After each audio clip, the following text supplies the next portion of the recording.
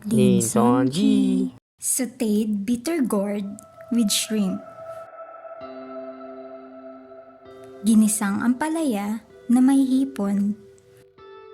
Ingredients: I use 2 bitter gourd, 12 shrimps, 2 eggs, 2 tomatoes, 1 whole onion, 5 cloves of garlic, cooking oil, salt, and pepper.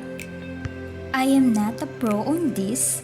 I am still practicing in cooking and Papa still help and guide me on this. My parents and Sonji appreciate my enthusiasm in learning more dishes. Start! Cord the ampalaya.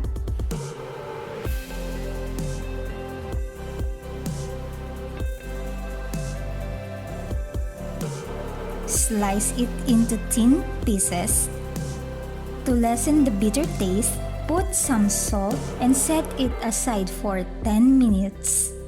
My mama want it in original flavor of ampalaya, but I requested her that I lessen the bitter taste because I can't handle it, and she agreed. I'm not a pro at eating ampalaya. Peel and devein the shrimps.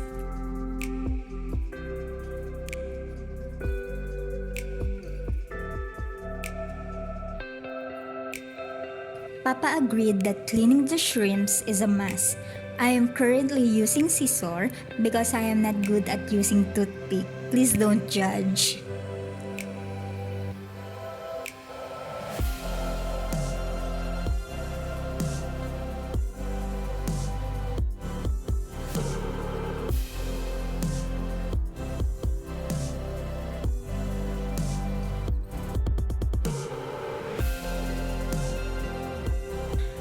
Season the shrimp with garlic powder and ground pepper. I just do this to make the shrimp more flavorful. Crush and chop the cloves of garlic. I really like garlic. Chop the onion. I really having a hard time chopping this because I always cry when chopping onions.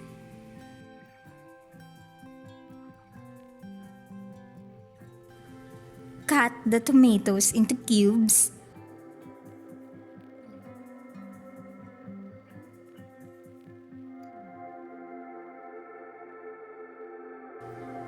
Beat the eggs. Crush the shrimp shell in a water to create a shrimp stock and set aside. Heat oil in a pan. Cook shrimp and set aside.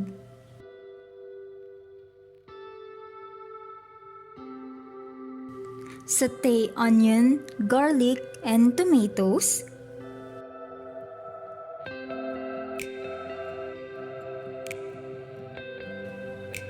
After rinsing thoroughly the ampalaya, add it into pan and sauté it.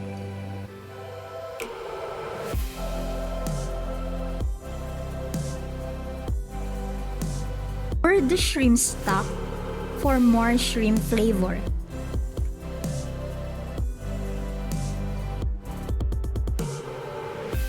Let it dry a little.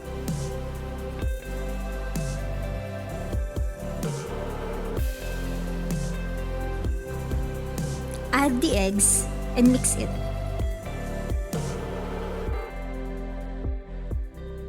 Add shrimps and further cook it. Finally, add salt and pepper to taste. Done. It looks so yummy. I made this dish for Mama and Papa. They usually cook it without shrimp, but now I add shrimp to make it special. They like it. I'll cook it again for Sonji to try it. Hope this beginner cooking helps you.